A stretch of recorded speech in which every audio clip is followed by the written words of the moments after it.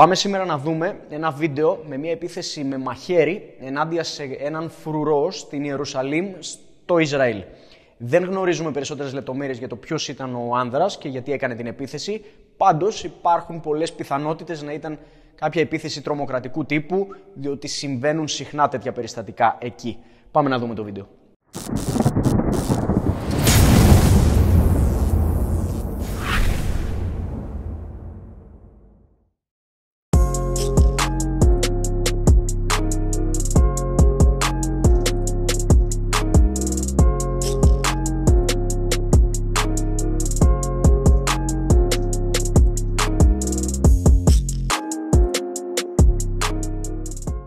Στην οθόνη λοιπόν βρίσκεται ο φρουρός που θα δεχτεί σύντομα την επίθεση, η οποία θα έρθει από τα δεξιά. Κοιτάζοντας γύρω του, αντιλαμβάνεται τον επιτιθέμενο, ο οποίος τρέχει κατά πάνω του κρατώντας ένα μαχαίρι. Αντιδρώντας αστραπιαία, τον λακτίζει, ο επιτιθέμενος καταραίει, οι υπόλοιποι φρουροί τρέχουν γρήγορα για να τον ακινητοποιήσουν και έτσι απλά και περιεκτικά το περιστατικό ολοκληρώνεται. Ας ξεκινήσουμε από τα βασικά. Ο φρουρός δείχνει να βρίσκεται σε επιφυλακή και η επιφυλακή κυριολεκτικά σώζει ζωές. Κοιτάζει γύρω του και έχει πλήρη επαφή με το περιβάλλον, γεγονός που του έδωσε το πλεονέκτημα να αντιληφθεί τον κίνδυνο άμεσα. Όταν βλέπει τον επιτιθέμενο να έρχεται με ταχύτητα, φαίνεται να λέει κάτι. Η λογική λέει πως είτε του φώναξε να σταματήσει, ώστε να του δώσει μια ευκαιρία, είτε επικοινώνησε στους συναδέλφους του πως εντόπισε επίθεση. Όπως και να έχει, η επικοινωνία είναι πολύ σημαντική γιατί μπορεί πράγματι να αποκλιμακώσει καταστάσεις ή και να ενημερώσει τους γύρω ότι υπάρχει κίνδυνος.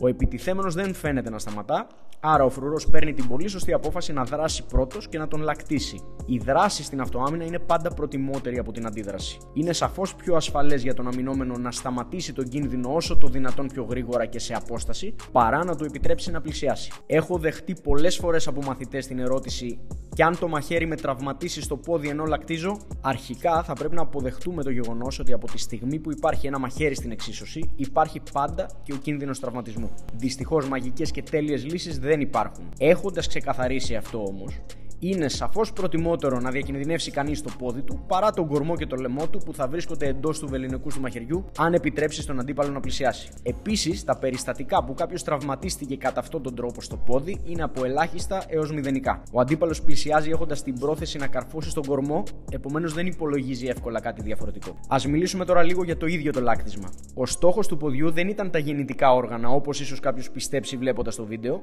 αλλά το ηλιακό πλέγμα. Εκεί βρίσκεται το διάφραγμα, ένας μυς ο οποίος παίζει ρόλο στην αναπνοή και αν τραυματιστεί προκαλεί πολύ πόνο και διαταραχή στην εισπνοή και εκπνοή. Και γιατί να μην χτυπήσει κανείς τα γεννητικά όργανα που προκαλείται και περισσότερος πόνος? Η συγκεκριμένη περιοχή είναι πράγματι ένας πολύ καλός στόχος, αλλά όχι ενάντια σε έναν επιτιθέμενο που τρέχει με τόσο μεγάλη ταχύτητα για δύο λόγους. Ο πρώτος είναι ότι είναι πολύ δύσκολο να στοχεύσει κανείς εκεί όταν τα πόδια κινούνται με μεγάλη ταχύτητα. Ο δεύτερος είναι ο εξής.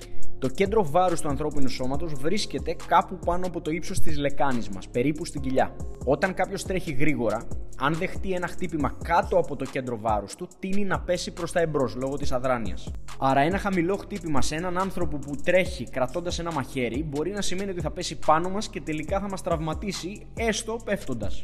Αντίθετα, αν δεχτεί ένα χτύπημα σε έναν στόχο πάνω από το κέντρο βάρους, όπως το ηλιακό πλέγμα, υπάρχει μεγάλη πιθανότητα να πέσει προς τα πίσω ή έστω να καταρρεύσει επιτόπου, μειώνοντας κατά πολύ τον κίνδυνο να βρεθεί στην αγκαλιά μας. Να πούμε εδώ ότι παρόλο που στο βίντεο το λάκτισμα δούλεψε υποδειγματικά, πρέπει πάντα να είμαστε προετοιμασμένοι και για το σενάριο που δεν θα λειτουργήσει ή δεν θα βρει σωστά το στόχο του, έχοντας τα χέρια πάντα πάνω σε θέση ετοιμότητας ώστε να τα χρησιμοποιήσουμε αν τελικά ο κίνδυνος καταφέρει να φτάσει κοντά μας.